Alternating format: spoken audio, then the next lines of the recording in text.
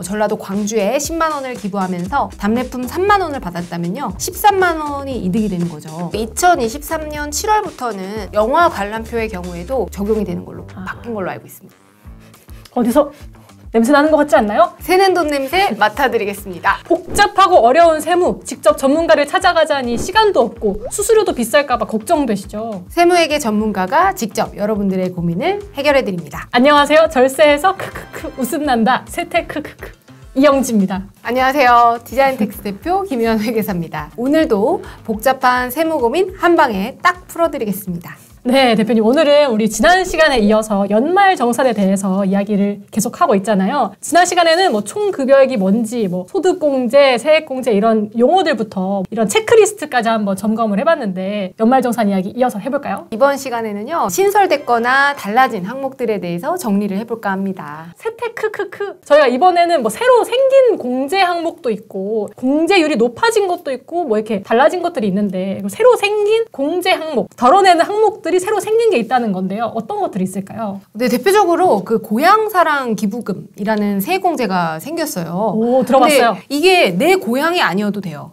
그냥 내가 살고 있지 않은 그 지자체에다가 기부금을 내면은 그게 고향이 되는 거고요. 세액공제와 답례품 혜택을 받을 수가 있습니다. 그래서 2023년 1월부터 12월까지 기부한 기부금에 한해서 10만 원까지는 전액공제를 해주고 10만 원을 넘게 되면 15%의 세액공제를 받을 수가 있습니다. 예를 들어 서울에 사는 제가 전라도 광주에 10만 원을 기부하면서 답례품 3만 원을 받았다면요, 13만 원이 이득이 되는 거죠. 원래 세금 10만 원은 냈어야 되는 건데 공제를 받아서 안 내고 답례품도 받았으니까요. 그리고 두 번째로는 그 노동조합비에 대한 세액공제가 생겼는데요. 2023년 1월부터 9월까지 지출한 조합비는 결산 결과를 이제 공시하는 것과 관계없이 세액공제가 가능하고, 10월에서 12월분은 소속된 노조가 11월 30일까지 결산 결과를 이제 공시를 해야 2023년 10월에서 12월에 납부한 조합비를 15%의 세액공제를 적용받을 수 있습니다. 만약에 이제 1,000만 원을 초과하게 되면 초과분에 대해서는 30%의 세액공제가 가능하고요. 원래는 없던 항목이 새로 생긴 건데, 노동조합 조합비라고, 노동조합에 내는 조합 비용, 네, 맞습니다. 운영 비용 같은 거죠? 네, 맞습니다. 이런 비용을 내면 그 부분은 공제를 해준다 까지는 네. 이해가 되는데, 네. 왜 1월부터 9월은 확실한데 10월부터 12월은 이렇게 뭔가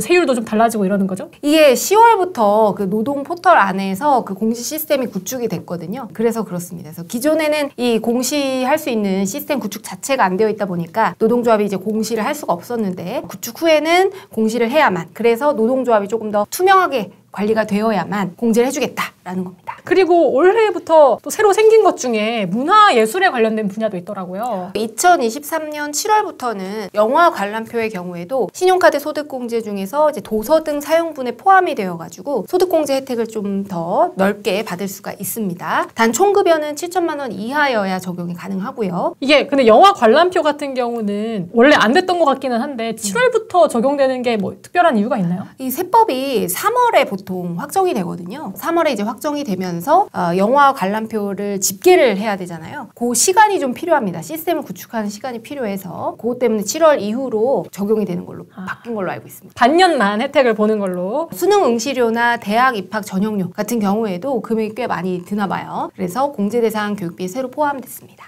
그 공제율이나 액수가 더 늘어난 것들도 있다고 하더라고요. 네, 대중교통 사용분에 대한 공제율이 원래는 40%였는데 2023년도에 한해서 일단 80%까지 늘어 있고요. 연금 계좌에 대한 공제 한도가 400만 원에서 600만 원으로 늘었고, 만약에 퇴직연금에 납입을 하게 되면 기존의 700만 원에서 900만 원까지 한도가 늘어났습니다. 그리고 월세세액 공제라고 해서 1년 동안 납부한 월세에 대해서 15%나 17%를 750만 원 한도 내에서 세액 공제 받을 수가 있었는데요. 이때 주택이 이제 기준시가 기준이 있거든요. 주택의 기준시가가 원래는 3억 원이었는데 4억 원으로 상향 조정되었습니다. 그러니까 월세세액공제를 받을 수 있는 대상 주택의 범위가 늘어났다고 보시면 되고요. 그리고 월세세액공제는 세대주 대신에 세대원이 받을 수가 있습니다. 다만 한 세대에서 세대주가 이제 월세세액공제와 그리고 다른 주택과 관련된 그런 소득공제를 받지 않은 경우에 한해서 세대 구성원이 공제를 받는 거죠. 만약에 세대주가 받았다면 세대원은 받을 수가 없어요. 그리고 이 월세 세액공제는 이제 근로소득자이면서 총급여가 7천만 원 이하인 경우에만 공제가 가능하기 때문에 주의하셔야 됩니다. 네. 이거는 저희 예전에 했던 것 같기도 해요. 이게 그 사업자는 안 되는 거죠? 네, 사업자는 안 됩니다. 원래 이 주택자금 공제 중에서 세대주만 받는 것이 가능한 경우도 있거든요. 그래서 모두가 그런 건 아니고 월세 세액공제는 이제 세대주 대신에 세대원이 예외적으로 받을 수 있다. 월세 관리비도 되나요? 아, 관리비는 안 됩니다. 근데 네. 가끔씩 월세는 낮은데 관리비는 높여가지고 사실상 월세가 높은 경우가 있던데. 그렇죠. 월세만 가능하고 보통 월세가 750만 원 연간 가능하기 때문에 관리비를 제외해도 거의 대부분 그 안으로 들어온다고 보시면 됩니다. 일단 월세 세액공제에 대해서는 알겠는데 전세에 대해서는 뭐 따로 더 혜택이 생기거나 하는 게 없을까요? 아, 전세는 보증금에 대해서 대출을 받게 되면 그것도 주택자금에 대한 소득공제가 가능하거든요. 월세는 월세 세액공제를 받고 전세는 주택자금으로 전세자금에 대한 그 주택임차 차입금, 원리금 상한에 대한 세액공제 항목이 있기 때문에 그 부분을 참고하시면 좋을 것 같습니다. 아, 그거는 올해 네. 변동은 없다라는 네, 거죠? 일단 변동 없는 걸로 알고 있습니다. 네. 저희가 지난 회차에서도 중소기업에 대한 부분을 다뤘었는데 이 부분이 좀 달라졌다고요? 중소기업 취업자 소득세를 감면해주는 제도가 있는데요. 만 15세에서 34세 청년 중에서 중소기업에 재직하고 있다면 소득세를 감면해주는데 연간 원래 150만 원이었는데 올해부터는 200만 원으로 세액 감면 효과가 늘어났고요. 이거는 연말정산 전에 국세청에 반드시 감면 신청을 해두시는 게 좋습니다. 2023년에서 2024년으로 바뀌면서 새로 신설되고 바뀌는 항목들에 대해서 먼저 알아봤는데 그러면 이건 꼭 알아야 된다, 이건 놓치면 안 돼 싶은 꿀 공제 항목 같은 건 어떤 것들이 있을까요? 네, 제가 가장 많이 말씀을 드리는 부분인데요. 맞벌이 부부 같은 경우에는 총급여가 8,500만 원에 신용카드 사용액이 3천만 원인 남편, 그리고 총급여가 5천만 원에 신용카드 사용액이 1,500만 원인 아내가 자녀 신용카드 사용액을 어떻게 공제받을지, 이 경우에 이제 예상세액을 계산을 했을 때 자녀 신용카드 액수를 남편, 아내에게 이제 각각 입력해서 따져보면 아내를 통해서 공제를 받는 게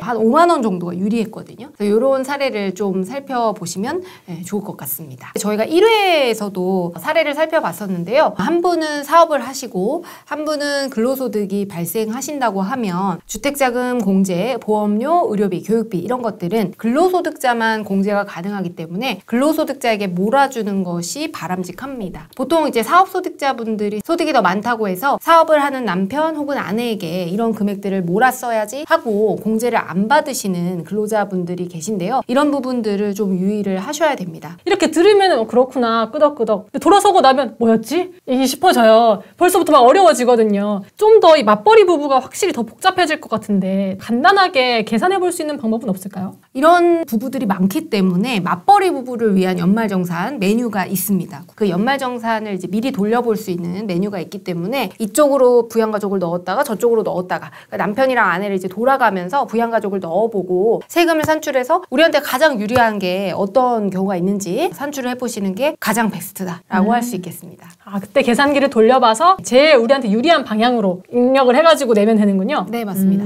경우의 수나 이런 조건에 따라서 연말정산 결과가 많이 달라지기도 하던데 혹시 대표적인 특이 케이스 몇 가지만 짚어주신다면 어떤 게 있을까요? 그 중도퇴사자이거나 중간에 이직을 한 경우에는 우리가 전 직장에서 원천징수 영수증을 받아서 제출을 하셔야 되고요. 만약에 2월달 연말정산을 할 때 이것을 제출하는 것을 놓쳤다라고 하게 되면 5월달 종합소득세 신고를 통해서 반드시 이전 회사의 세금을 정산을 해주셔야 됩니다. 몇 월 달에 그 이직이나 퇴사했으면은 이게 지난 회사에 연락을 해야 되나요?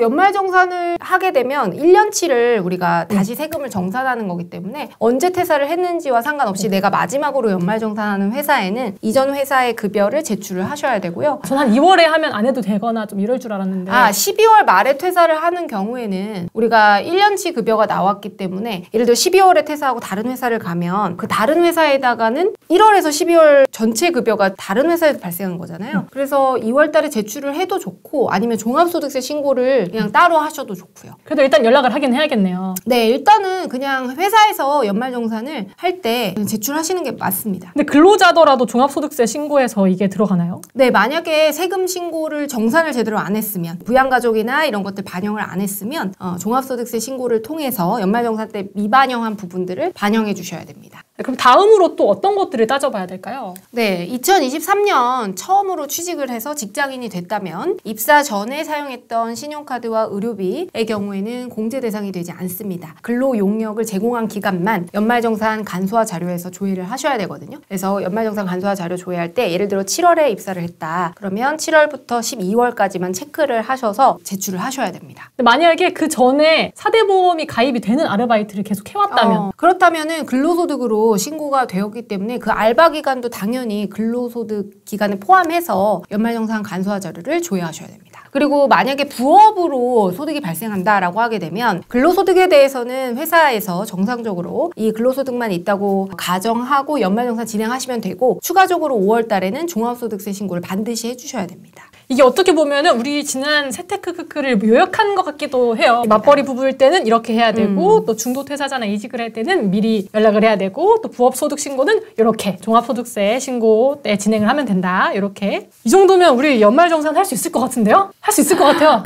화이팅 하십시오. 네. 세테크크크 보통은 근데 막 몇십만 원 정도로 뭐 내거나 돌려받는데 좀 많이 돌려받거나 내는 분들은 어느 정도나 뭐 몇백만 원 단위에서 뭐 몇천만 원 돌려받는 경우도 있으시지만 소득이 높아지면 아무리 부양가족이 많아도 세금을 납부할 수밖에 없습니다. 그리고 세금을 납부하는 걸 목표로 하셔야 돼요. 환급 받는 거 이런 작은 돈을 목표로 하시면 안 되고요. 돈을 내겠다. 약간 이런 마인드로 접근하셔야 돼요. 사실 제가 생각한 마지막 질문이 많이 네. 돌려받으려면 어떻게 해야 되냐고 여쭤보려고 했는데 이런 생각을 하덜 말아야겠네요. 물론 납부하기 전까지는 많이 돌려받기 위해 최선을 다해야죠. 저희 세테크크크를 보시고 참고하셔서 이것저것 잘 챙기셔가지고 환급을 많이 받으셨으면 좋겠습니다. 네, 그럼 오늘도 이렇게 연말정산에 대해서 모든 것을 한번 짚어봤습니다. 그럼 이렇게 마무리 해볼까요? 네. 절세해서 크크크 웃음 난다 세테크크크 오늘도 여기서 마무리 해보겠습니다. 감사합니다. 감사합니다.